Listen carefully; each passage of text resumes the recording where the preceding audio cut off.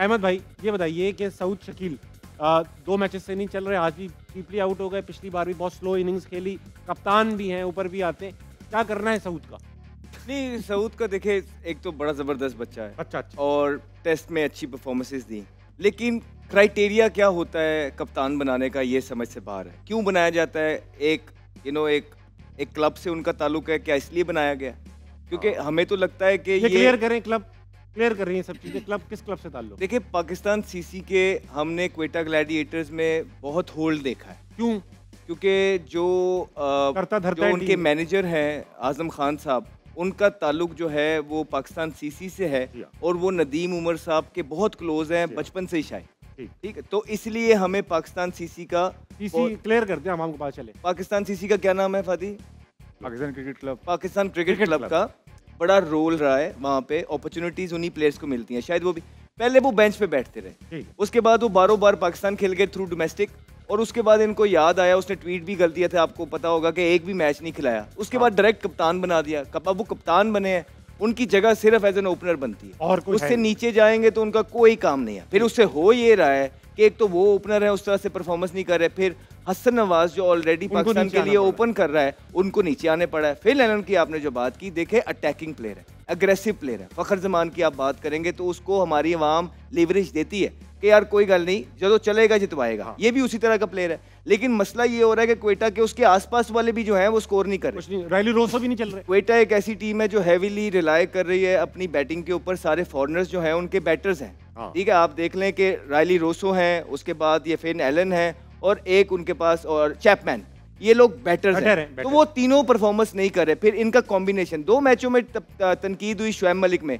आपने उसको हटा दिया, उसके बदले आप लेके किसको आए? नाफे को। फिर आप पे तनकीद हुई कि यार नाफे तो ओपनर है, फिर आपको लगा कि हाँ ये तो हमने गलत कर दिया है, फिर आज आपने उसको भी बिठा दिया।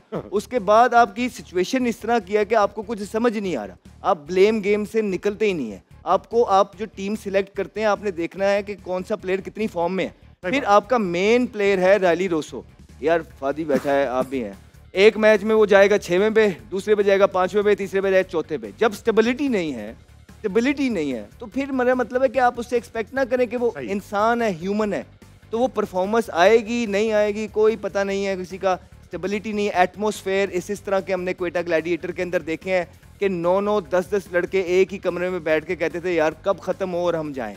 मैं ये मतलब कि ऑन एयर बैठ के बोल रहा हूँ कि इस तरह का एटमॉस्फेयर होता था क्वेटा ग्लैडिएटर का, इम्पॉसिबल है कि टीम प्लेयर्स कहते थे कि यार बस ये खत्म हो जाए। तो हर दफा आप देखेंगे कि किसी ना किसी ब्लेम गेम चलती है। कभी ट्रैवलिंग पे डालते हैं, कभी कहते हैं हमारा फलाना प्लेयर नहीं आया, उसकी वजह से बड़ा नुकसान हो गया, कभी कहते हैं पिक की जो है ना ऑर्डर हमारा बड़ा लेट था, इसकी वजह से हो गया।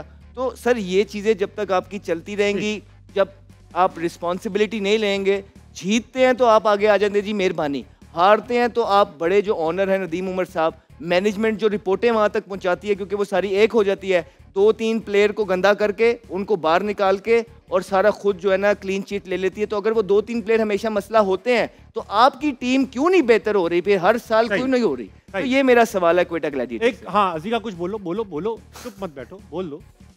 नहीं, वैसे फेवरेट टीम है क्वेटा मेरी फेवरेट टीम है, लेकिन मैंने ऐसा सुना है कि क्वेटा के अंदर के इंटरनल हालात कुछ जैसे आपने कहा वो अच्छे नहीं हैं, एंड वो अपने प्लेयर्स को वैसे अकोमोडेट नहीं करते जैसे दूसरी टीम्स अपने प्लेयर्स को करती हैं, जिसकी वजह से उनके प्लेयर्स को अक्सर उनसे शिकायत रहती हैं। ठीक है, वैसे अच्छी बात यह है कि क्वेटा अभी जीत रहा है, फिलहाल 4 विकेट रह गई हैं, 41 रन चाहिए, 4 ओवर बाकी है, इक्वेशन उनके हक में शिफ्ट हो रही है। बिल्कुल सही। एक बात पूछूंगा, सवाल छोटी सी एक और बात, अब आप फिर देखें कि एक ही प्लेयर है। पहले ये कहते थे क्वेटा के प्लेयरों को थोड़ा सा अपना स्टैंडर्ड हाई करना पड़ेगा कि वो क्वेटा ग्लैडिएटर से खेल सकें।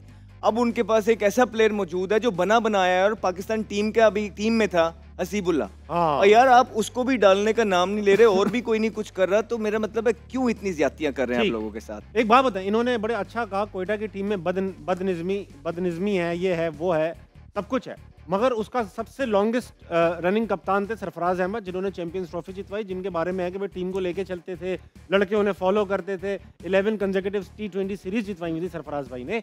उनके होते में भी इतना इंतशार क्यों है टीम में जनाबे फवाद आलम?